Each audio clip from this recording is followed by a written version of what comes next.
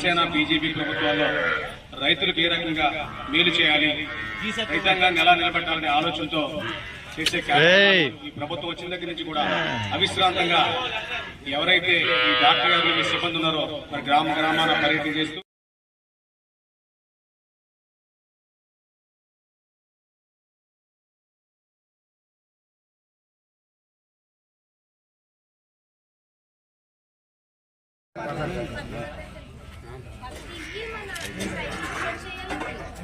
Okay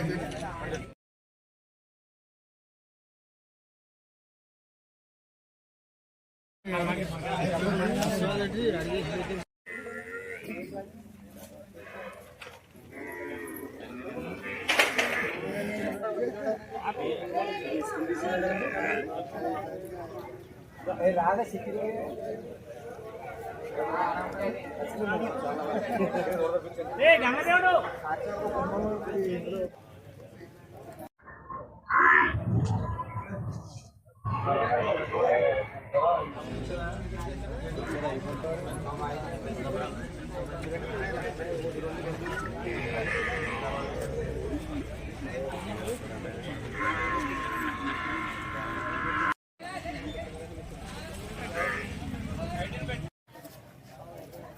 వెళ్ళిపో తీసుకెళ్ళిపో. తొందరగా మేమే ఒక 2 సంవత్సరాల్లోనే వాటిని అట్లో తీసుకొచ్చి పేదలను ఎలాగా పెంచాలి, ఎలాగా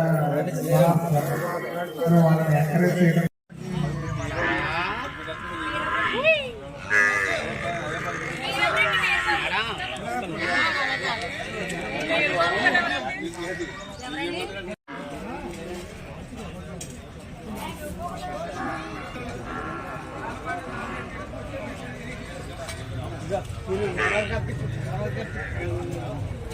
వచ్చిన దగ్గర నుంచి కూడా అవిశ్రాంతంగా ఎవరైతే ఈ డాక్టర్ గారు సిబ్బంది ఉన్నారో మరి గ్రామాన పర్యటన చేస్తూ ఆ గ్రామాల్లో ఉన్న పశు సంపదని కాపాడుతూ ఆ రైతాంగ సోదరులందరికీ కూడా మరి మేలు చేసే కార్యక్రమాలు ఎన్నో చేస్తా ఉన్నారు.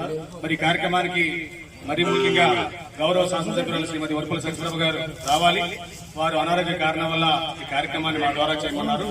దానికి అనుగుణంగా ఇవాళ డాక్టర్ గారు ఆహ్వానం మేరకు గ్రామీణ ఆహ్వానం మేరకు రావడం జరిగింది. మరి రైతాంగ సోదరుల గురించి మాట్లాడితే ఇవాళ గ్రామాల్లో మీ గ్రామంలో చాలా పశువులు నేను లెక్కేసుకోవాలి. మా గ్రామంలో కూడా చాలా ఎక్కువ ఉన్నాయి, కానీ లేవు. ఇవాళ పశువుని పోషించడం అన్నది చాలా పెద్ద కార్యక్రమంగా భావిస్తా ఉన్నారు. మరి గ్రామాల్లో ఒక నాంది కూడా వచ్చింది.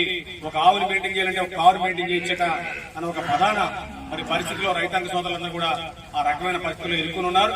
మరి ఇప్పుడు కూడా ప్రభుత్వం మరి గడ్డి తీసుకోవడానికి డబ్బులు ఇస్తా ఉంది, గడ్డి ఇస్తా ఉంది. మరి డాక్టర్లు మన ముంగిటికి వచ్చి ఇన్ని రకాల మందులు ఇస్తా ఉన్నారు.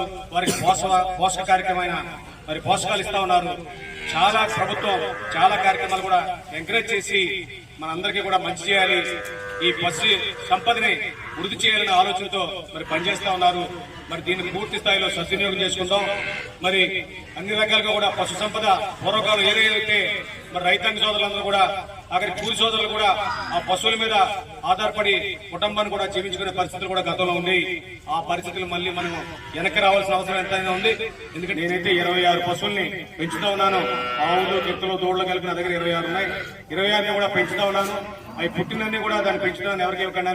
దాని మీద చాలా కార్యక్రమాలు జరిగే పశు సంపదను కాపాడాలనే లక్ష్యంతో నేను కూడా పనిచేస్తా ఉన్నందుకు నేను పనిచేయడానికి కారణం కూడా ఇక్కడ ఉన్న డాక్టర్లందరూ కూడా నాకు సహకరించారు, మా వెటనరీ అసిస్టెంట్ సహకరించారు.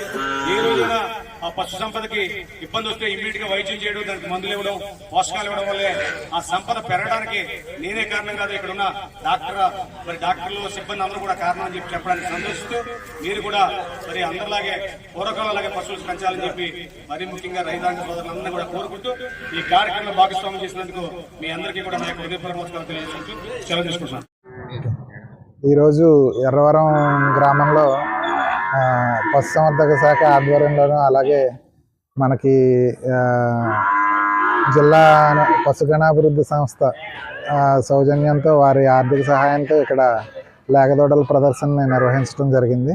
ఈ లేగదూడల ప్రదర్శనలో దాదాపు ఒక 42 మంది రైతులు వారి లేగదూడలను తీసుకొచ్చి ప్రదర్శనలో పాల్గొనడం జరిగింది. ఇందులో ఏంటంటే ముఖ్యంగా ఈ లేగదూడల ప్రదర్శన ముఖ్య ఉద్దేశం ఏంటంటే రైతుల్లో ఇంకా మంచిగా దూడల్ని ఎలా పెంచుకోవాలి అన్న కాన్సెప్ట్ మీద ఈ లేగదూడల ప్రదర్శనని డిజైన్ చేయడం జరిగింది. అలాగే పశుసంవర్ధక శాఖ తరపున అలాగే జిల్లా పశుగణాభివృద్ధి సంస్థ వారు జిల్లాలో మొత్తం హాస్పిటల్స్ అన్నిటికీ సెమన్ సప్లై చేస్తారు, ఫ్రోజన్ సెమన్. ఇప్పుడు వచ్చిన కొత్త టెక్నాలజీలో ఏంటంటే ఓన్లీ మనం చేసిన సెమన్లో ఓన్లీ పెయ్యి దూడలే పుడతాయి అన్నమాట. సో గిట్టదూడలు మగదూడలు పుట్టవు. ఇదేంటంటే ప్రభుత్వం దాదాపు 1,350 రూపాయలు సెమన్ స్ట్రా అయితే దాన్ని 850 రూపాయల సబ్సిడీతో 500 రూపాయలకి రైతులకు అందిస్తుంది. ఇది కూడా రైతులందరూ పూర్తిగా సద్వినియోగం చేసుకుని అందరూ కూడా పెయ్యి దూడల ఉత్పత్తి పథకం ద్వారా పెయ్యి దూడలు మాత్రమే పుట్టేటట్టు చూసుకోవాలని చెప్పి కోరటం జరిగింది. Thank you.